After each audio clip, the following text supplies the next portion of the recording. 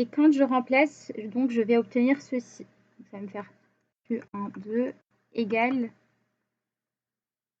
CV T0 moins 3 gamma moins 1 T0. Donc, je vais factoriser.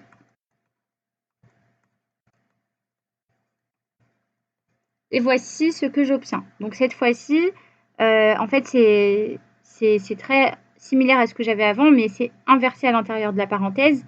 Donc là, je vais avoir quelque chose de inférieur à 0. Donc ça veut dire que la chaleur ici est cédée par mon système vers l'environnement extérieur.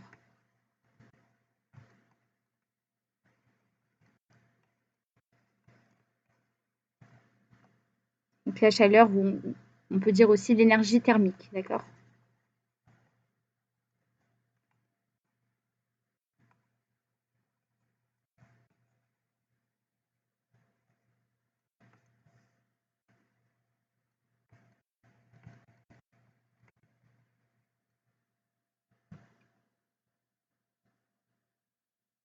Donc ça, c'était pour cette transformation-là. Maintenant, on va faire la dernière transformation.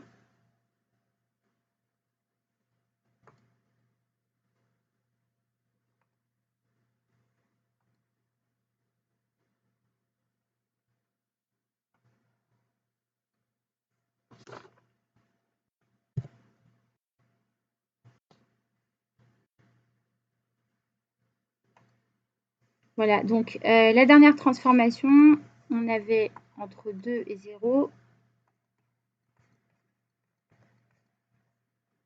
Et c'était isotherme.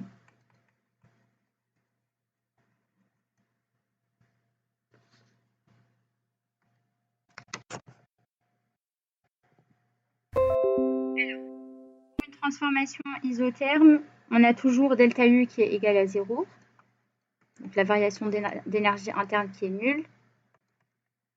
Et donc, si on applique la première loi de la thermo, delta U qui est égal à W plus Q, dans ce cas de figure, on se retrouve avec W qui est égal à moins la chaleur. Donc, on va calculer ici la chaleur. Ça va nous faire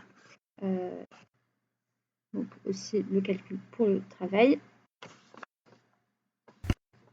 Alors, donc, W égale, je précise toujours, de 2 à 0 ici, on va utiliser la formule générale moins PdV.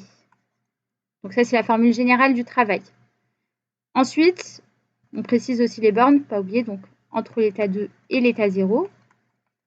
Notre variable d'intégration, c'est le volume, donc nos bornes, ce sera V2 vers V0.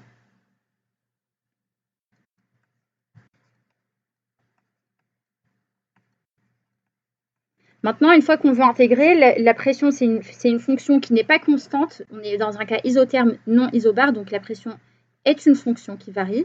Or, ce n'est pas la fonction, notre variable d'intégration, c'est le volume, on a dV. Donc, on va exprimer la pression en fonction du volume. Pour ça, on utilise la loi des gaz parfaits, PV égale nRT.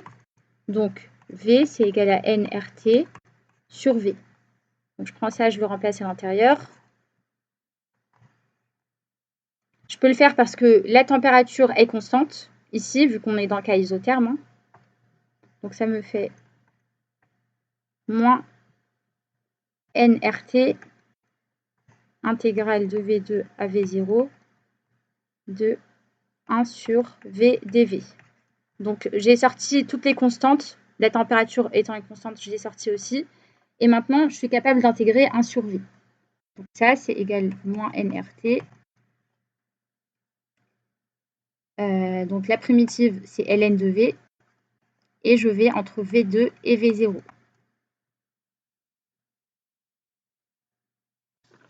Alors, on continue. Donc ça me fait moins nRT,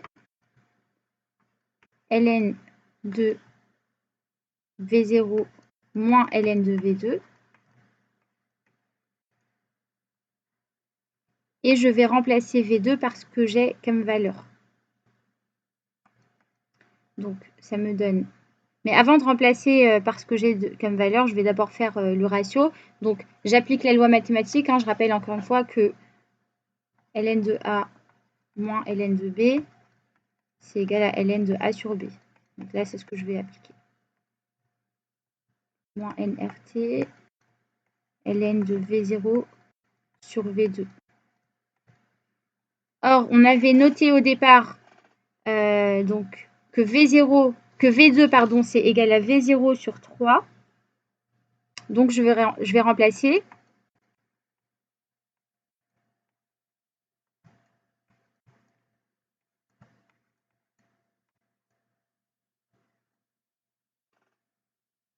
Et donc, ça me fait seulement ln de 3 au final. Donc, c'est ça. Ça, c'est égal à moins nRT, ln de 3. Et donc, ça, c'est ce que j'obtiens pour le travail entre l'état 2 et 0. Donc, voilà, ça, c'est le résultat qu'on obtient. Maintenant, pour la question suivante, donc on nous demandait, alors je vérifie dans l'énoncé, 2 secondes.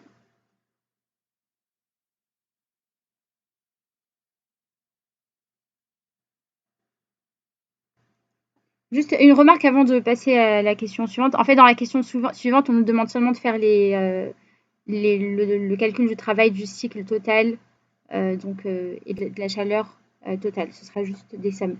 Juste une remarque avant de passer à ça. On peut aussi dire que ça, c'est égal à moins P0, V0, ln de 3. Pourquoi? Parce qu'en fait, si on utilise la loi des gaz parfaits, encore une fois, PV égale à nRT. Donc, du coup, ça veut dire que P0, V0, c'est égal à nRT0. Donc, ça revient au même, ça fonctionne. D'accord? Et ça, c'est inférieur à 0, hein, je précise. Donc, si le travail, il est inférieur à 0, eh bien, la chaleur, elle est supérieure à 0. Parce que, comme vous vous rappelez, c'est l'opposé. Alors maintenant, je vais passer à la question suivante.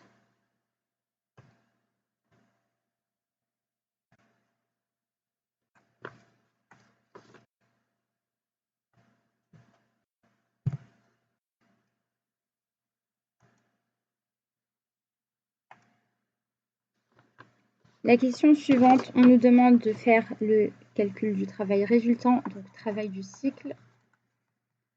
Ça veut dire en fait faire la somme de travail de 0 à 1 plus travail de 1 à 2 plus 2 à 0.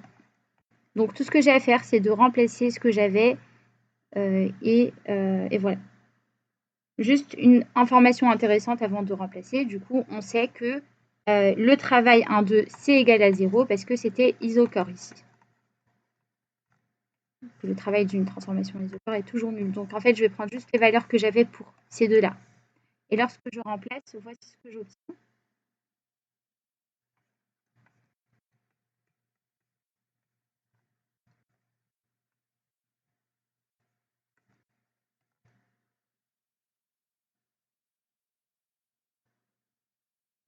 Donc, voilà, ça, c'est le résultat que j'obtiens pour le travail du cycle.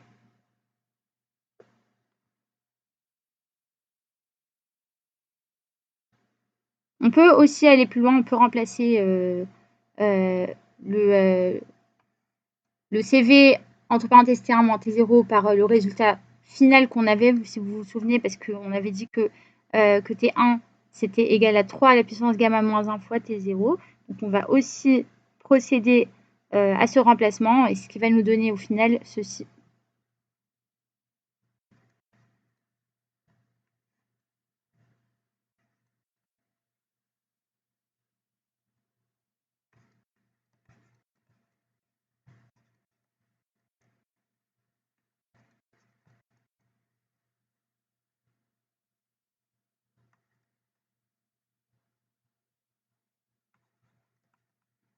Je rappelle qu'on avait dit que ça c'est égal à ça il y a quelques minutes, d'accord?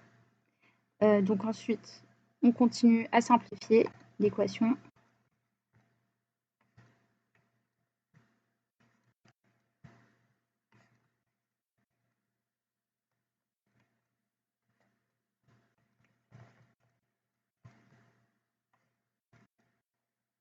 et on a ce résultat qui est positif. Donc, ça veut dire que le travail total du cycle, donc j'ai oublié de préciser, mais j'ai aussi remplacé CV hein, par son expression. Donc CV, en fait, a plein d'expressions qui sont à connaître par cœur. Ces expressions-là sont vraiment souvent utilisées dans les exercices, donc je vous invite à les apprendre. Donc du coup, on a dit que le travail total du cycle est positif. Autrement dit, ça veut dire que mon site, il est moteur. Pardon, récepteur. Donc ça, je vais l'écrire. Donc W cycle positif. Donc ça veut dire que mon cycle est récepteur.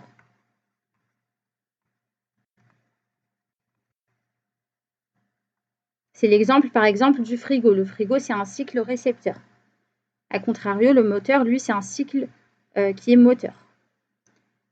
Donc, voilà. C'est d'ailleurs quelque chose qu'on pouvait savoir avec le sens des flèches. Hein. Parce que si on se souvient, je vais refaire très rapidement ici le graphique qu'on avait au départ. C'était ça le graphique qu'on avait. On avait le sens des flèches qui était comme ceci. Donc, c'était un sens anti-horaire. Et lorsque le sens des flèches est anti-horaire, ça veut dire que le cycle est récepteur. Lorsque le sens des flèches est horaire, ça veut dire que le cycle est moteur. Donc là, c'est bien cohérent ce qu'on obtient avec le sens des flèches qu'on aurait pu déterminer dès le départ. Donc, le résultat correspond bien à ce qu'on attendait. Maintenant, on va calculer la somme des chaleurs.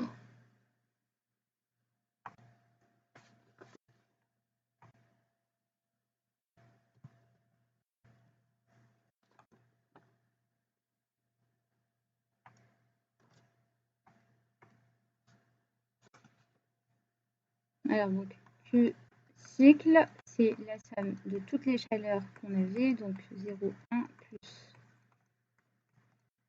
plus 2, 0. Donc, même process que tout à l'heure, on fait la somme.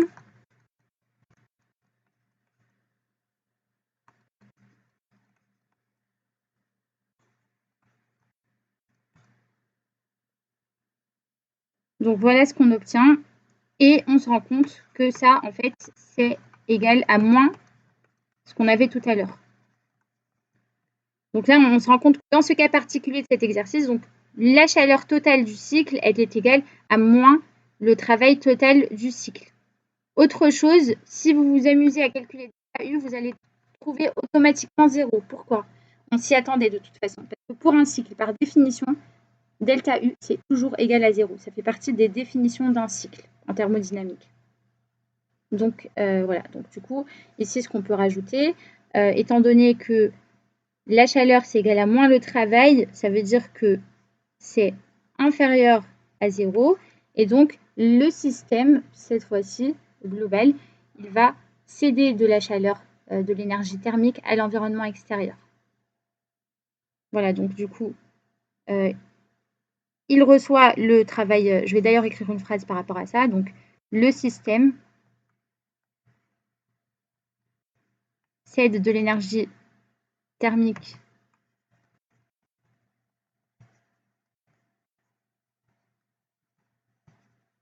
à l'environnement extérieur et reçoit de l'énergie mécanique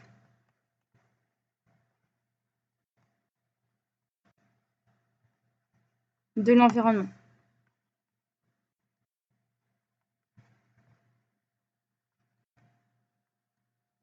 Voilà.